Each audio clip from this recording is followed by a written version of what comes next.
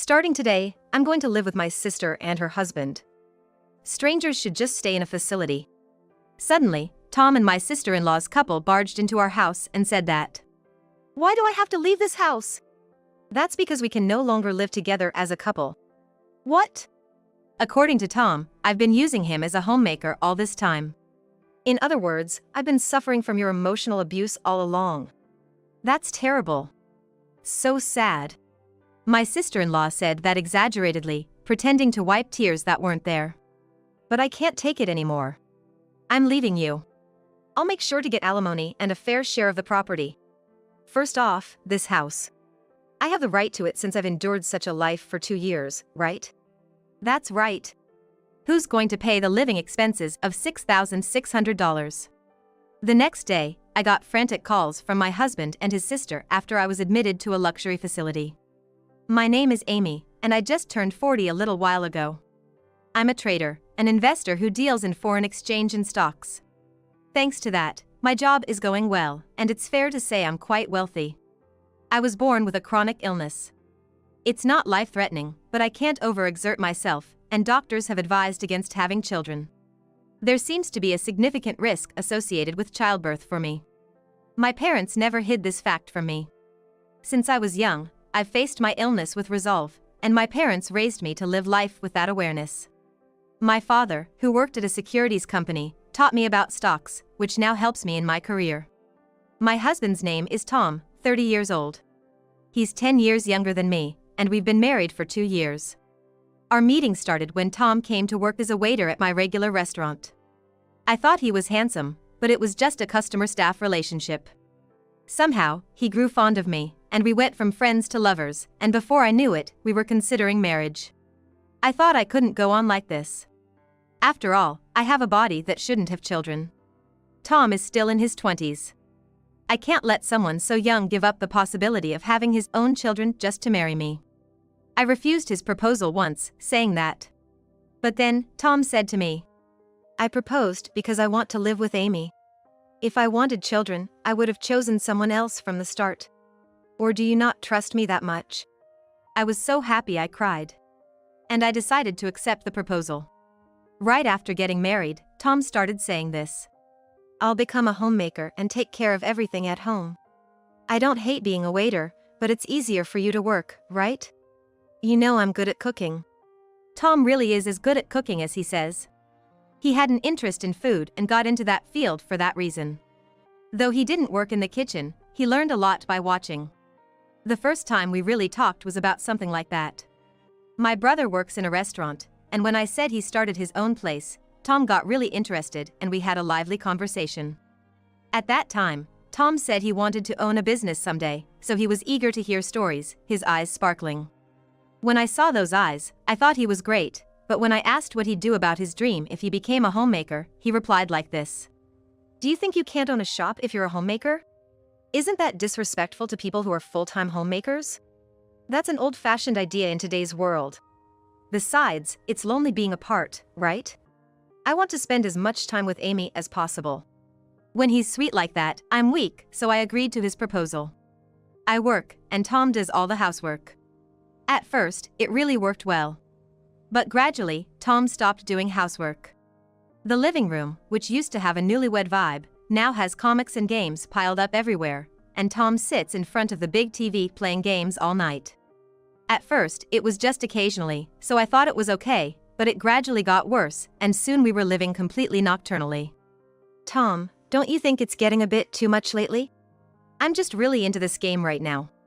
Could you overlook it until I finish? Please? He said that, begging cutely, so I reluctantly agreed to wait until he finished the game, but before I knew it, he was hooked on a new one. The house was a complete mess. When we first got married, Tom used to clean meticulously and made the house comfortable. He was a really good homemaker. What happened? After months of enduring, I finally decided to speak up. Tom, I need to talk to you. What's up? I married an adult man, but now it feels like I'm living with a grade school kid. I feel like a mom scolding her child to do homework before playing games. We're supposed to be partners, not parent and child. You're the one who wanted to be a homemaker. So, please keep that promise. It's not that I don't want you to play, but please finish your chores first.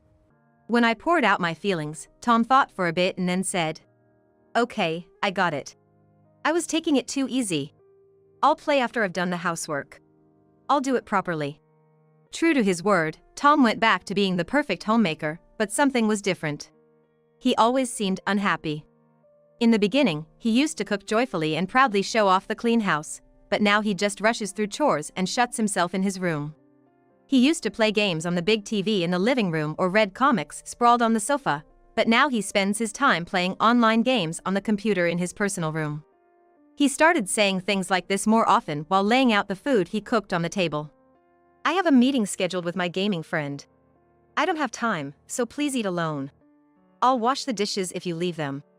I eat alone, watching Tom's back as he retreats to his room. No matter how delicious the food is, its taste is halved. But since he keeps his promise of doing the housework, I can't really complain. And it wasn't just about meals anymore.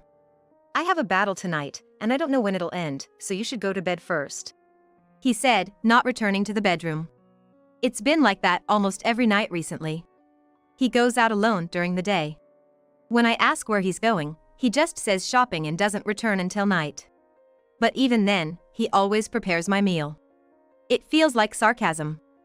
I can't really complain since he's doing all the housework, cooking, and laundry just like I asked. But this isn't life as a family. It's like living with a live-in homemaker. We barely even talk now. I just eat the cold meals he's prepared, change into the clean clothes he's washed, and sit listlessly in the clean room. I think I might have been less lonely if I were alone.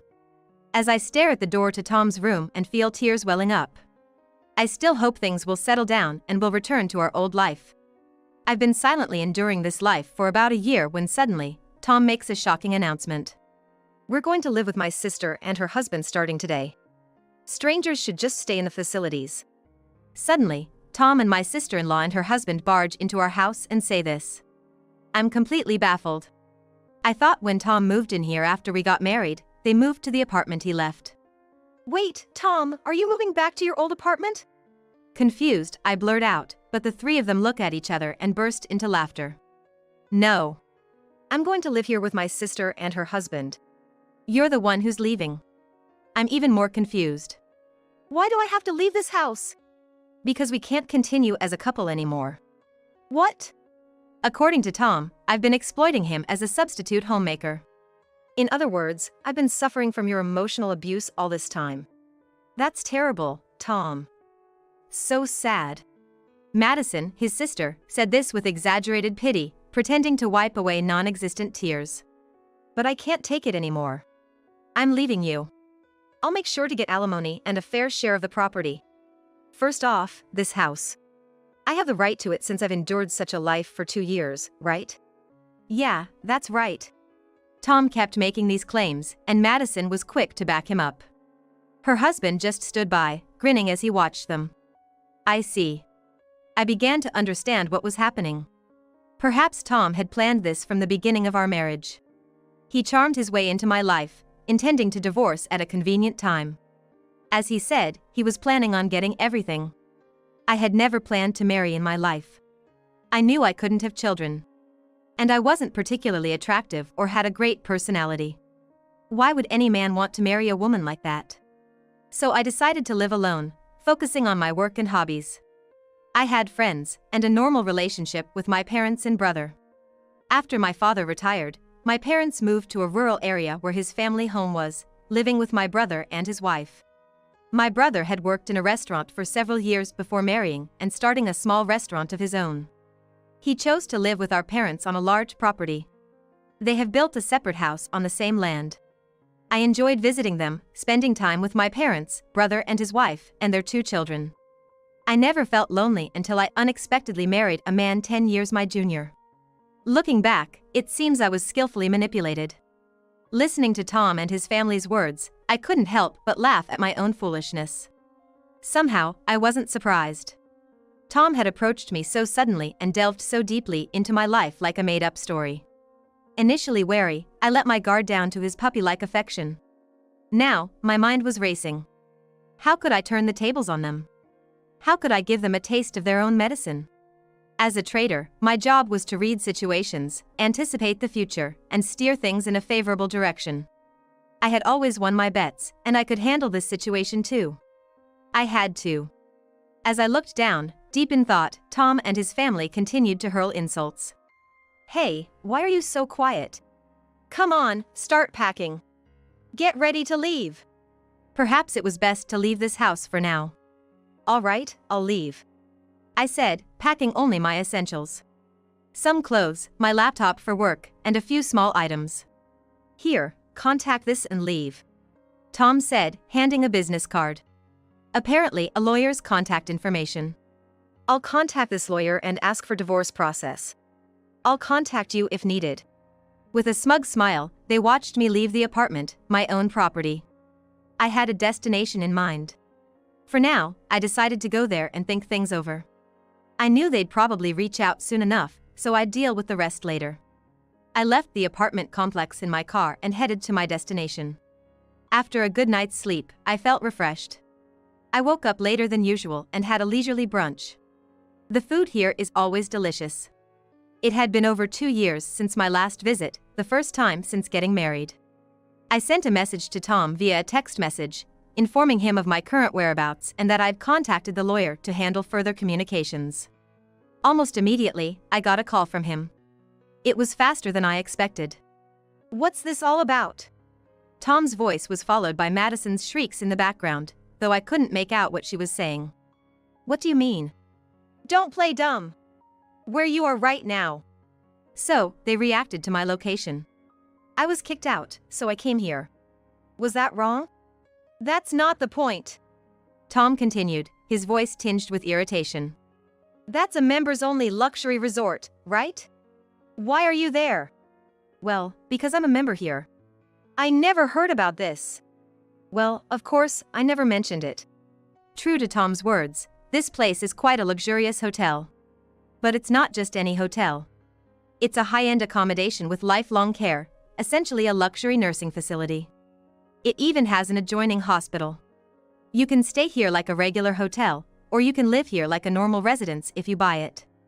To become a resident, it's said to cost at least $4 million, which made quite a buzz in the media. That's probably why Tom looked it up after seeing the name and then called me. "Why are you a member of a place like this?" "Because I paid for the rights here." Tom was making incomprehensible sounds over the phone. "Someone said something about going to a facility, right? So, I decided to live here. You can continue living in the house if you want. Just remember, the rent is $6,800 a month." "What? That's your house, why rent?" "I decided to sell it. I had been thinking about it for a while, and it seems unlikely I'll live there again. I hadn't planned to marry, and I bought this place when it was built to ensure I wouldn't be a burden in my old age.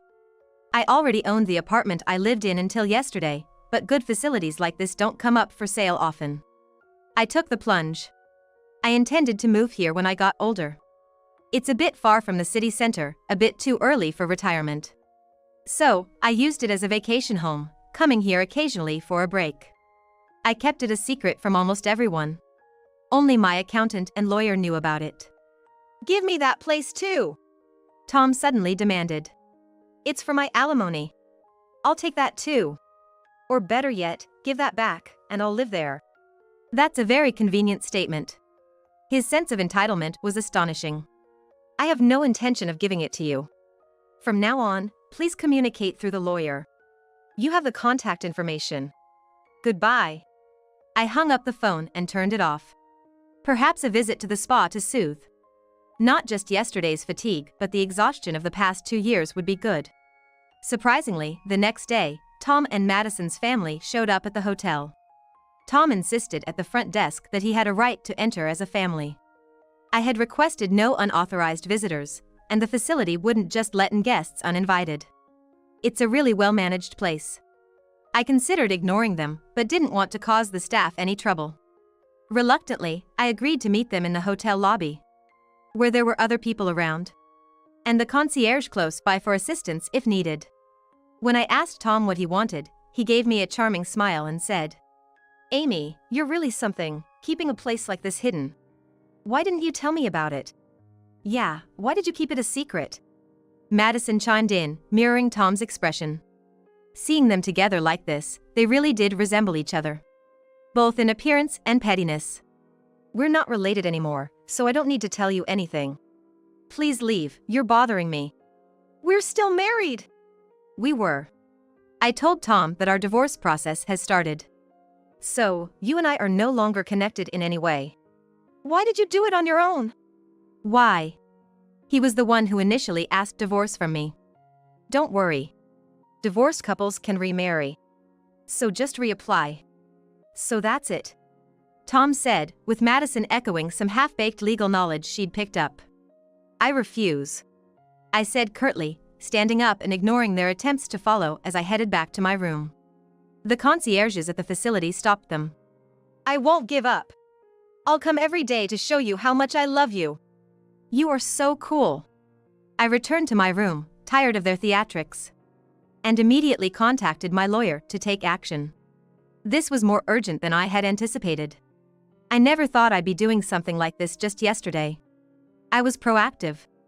As expected, Tom and his family started showing up at the facility every day, waiting for me in the lobby. Even after my lawyer issued a restraining order, they resorted to shocking tactics. I was deceived into marrying Amy. I'm demanding alimony. According to him, he didn't know I couldn't have children and wouldn't have married me if he had known, so he was claiming alimony. If I didn't pay, he threatened to report me for marriage fraud. I handed a recording to my lawyer. I proposed to you because I wanted to spend my life with you, Amy. If I wanted children, I would have chosen someone else. Don't you trust me? The recording captured Tom's words when he proposed to me, preserved in perfect clarity. Tom was furious about the recording's existence, but it was simply due to my cautious nature. You never know what might happen in this world. So I've made it a habit to record potentially significant moments. It was just a habit. I, who trusted Tom, would listen to this recording alone, reminiscing about the feelings of that time. Little did I know, it would come in handy like this. Tom then claimed that after we married, he was forced to quit his job and do housework, accusing me of emotional abuse and demanding alimony. If I refused, he threatened to report me for coercion. I submitted another piece of data in response. I'll take care of all the household chores. I don't hate being a waiter, but it's easier for Amy to work, right? You know I'm good at cooking. It was a recording of Tom declaring he'd become a homemaker. Next, Tom demanded compensation for the emotional distress caused by the recordings, threatening to report me for illegal surveillance. Unfortunately for him, there's no such a specific crime. Legal issues arise if the information gained from such surveillance is used to harm someone or if there's a break-in to install devices. But the act of recording itself is not a punishable offense. Frustrated by his failures, Tom finally demanded alimony for the divorce itself, but he was the one who initiated it without any valid reason, even presenting me with a lawyer's contact information. Of course, I also had that conversation recorded. My lawyer explained that, if anything, Tom should be the one paying alimony based on the entire situation. In the end, Tom tearfully begged for at least a share of the property division. I agreed to his request. I'll have the property appraised and the numbers calculated. Please vacate the apartment until then. We'll meet at the lawyer's office once everything is ready. They left quickly, allowing me to sell all the furnishings in the apartment and put it up for sale as I had planned. Due to rising property values in the area, it sold for more than I expected. When Tom and his family saw the total value of my assets, which amounted to several $1 billion, they were ecstatic. So, I get half of this, right? Certainly not. This was simply the total of the wealth I had accumulated on my own. When the lawyer handed over a document that calculated Tom's share, he turned red and became angry. Why? Why is my share 0? The lawyer presented Tom with documents showing he was entitled to nothing. Most of my assets were acquired before our marriage, and he had no claim to them. For the income earned during our marriage, after deducting living expenses, necessary costs, and the alimony I demanded, he actually owed more than he was entitled to. Why do I have to pay alimony? The lawyer explained, showing evidence. Tom had been unfaithful, having an affair with a girl he met in an online game. He told her I was 10 years older with a chronic illness, and he'd inherit all my wealth if something happened to me. The girl, not taking him seriously but enjoying the perks, agreed to testify in exchange for not being sued for alimony. And then, Tom, you also said this. The recording played the testimony of the girl. The contents were as follows. Tom had told her that having children could be life-threatening for me. He planned to cry and beg her to have his child if it came down to it, believing I would do it if I felt it was life or death. She testified that he said all this while laughing. You should be grateful I'm not pressing charges. Your cooking was good, and you gave me some entertaining dreams. So, let's call it even, I won't ask for anything more. Tom hung his head, accepting everything. Thus, my brief marriage ended in misfortune. I don't know, nor do I want to know, what happened to Tom and his sister's family afterward. As long as they never appear before me again, that's all I need. Pursuing them further would only bring me more misery. Though the experience left me with significant emotional damage, fortunately, I have plenty of money and time to heal. I embarked on a world cruise on a luxury liner. Meeting various people from around the world, seeing different places, and enjoying my time. There were moments of romantic excitement, but I held back, recalling Tom's deceit. I'm not ready to go through that kind of hurt again. That's what I thought. Back in the States, I started a new life. I initially relaxed at the resort hotel but soon grew bored. I'm only 40. I'm still young. Living with a younger Tom made me overly conscious of my age. During my year-long cruise, I met an 80-year-old woman who was still active and looking for new love. Why should I give up everything at half her age? Despite the unfortunate end, falling in love was enjoyable. Why should I let one bad experience dictate giving up on that possibility? That's how I felt. As I pondered this, my phone lit up with a message. It was from a man I met on the cruise. He was visiting me and invited me for dinner. He was traveling with his high school daughter. We got along well, exploring ports together. Maybe having a daughter feels like this. I thought as I recalled our enjoyable time. I eagerly agreed to meet him, feeling a flutter of excitement in my heart. It felt like the start of a new chapter in my life's journey.